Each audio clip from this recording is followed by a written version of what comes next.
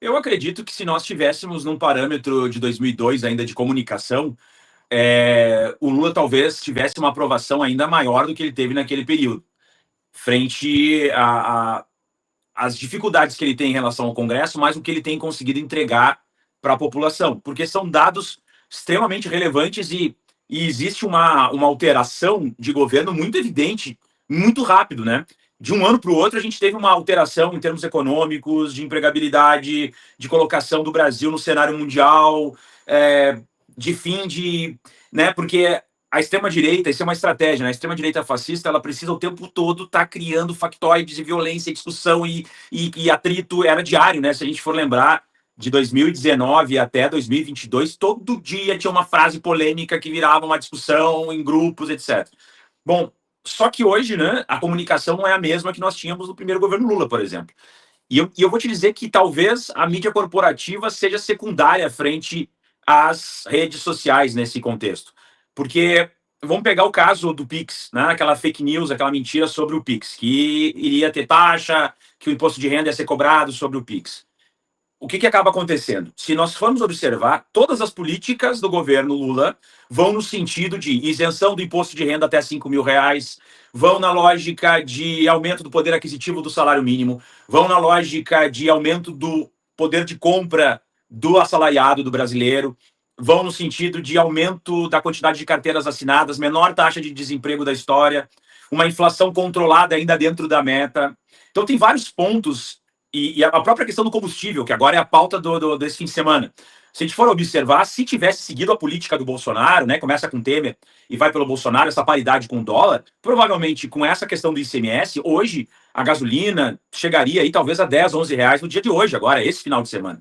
Essa é a realidade. E a política do governo Lula de alteração, que inclusive foi combatida pelos bolsonaristas pela extrema-direita, diziam que ia quebrar a Petrobras, que era insustentável, etc. e tal, e a Petrobras tem lucrado aí bilhões por ano. Mas o que eu quero dizer com isso? Que todas as políticas do governo Lula, de fato, entregam para a população uma situação de melhoria da qualidade de vida e de ampliação do seu acesso aos bens de consumo. Agora, por outro lado, a extrema-direita, que tem uma rede dominante, que domina as redes sociais, que domina as redes de fake news, de mentiras, consegue fazer uma narrativa, consegue criar uma história paralela utilizando do ressentimento que é natural das pessoas. Por exemplo, por mais que o salário de um trabalhador aumente com o governo Lula, ainda está muito aquém da necessidade da classe trabalhadora. Ainda está muito abaixo da necessidade. Por exemplo, o imposto de renda, isso vai acontecer em 2026. Então vai se sentir daqui a um ano. Então são todas as pautas que nós, digamos, o governo Lula vem trabalhando, mas que ainda não são suficientes para criar uma sensação de que,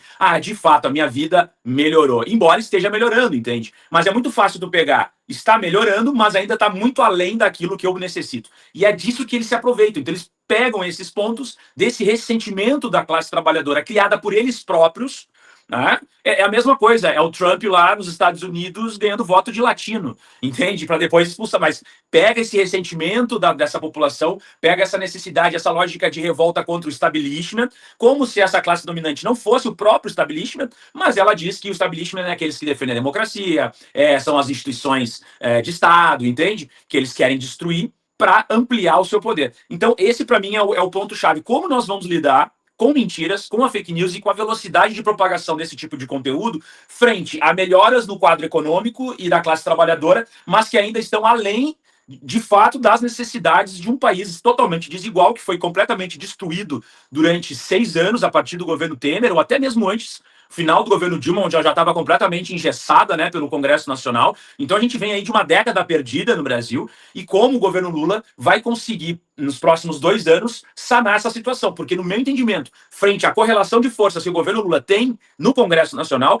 ele entregou muita coisa em muito pouco tempo. Isso tem que ser dito. Agora, nós temos que ver como trabalhar ao longo de 2025 para que em 2026 nós tenhamos a possibilidade de frear essa quantidade de mentiras, porque agora está se dizendo que o ICMS é culpa do Lula, que é um imposto estadual, um pedido dos governadores dos estados, né, em relação ao combustível, já está se colocando no colo do Lula. Ninguém fala, por exemplo, que o gás de cozinha vai baixar, ninguém fala que o gás natural veicular vai baixar, Ninguém fala que o governo Lula queria reduzir os impostos de importação de alimentos para baixar o preço do alimento na mesa da classe trabalhadora, e quem foi contra foi a bancada ruralista e também os apoiadores do Bolsonaro. Ninguém fala, por exemplo, que o Nicolas Ferreira votou contrário à redução a 0% dos impostos sobre produtos da cesta básica. Ninguém fala que o Nicolas Ferreira também votou a favor da taxação das blusinhas Shein. Então, são esses pontos, né, que a gente tem que denunciar. Agora, a gente tem que saber, as redes sociais caminham e favorecem a lógica fascista,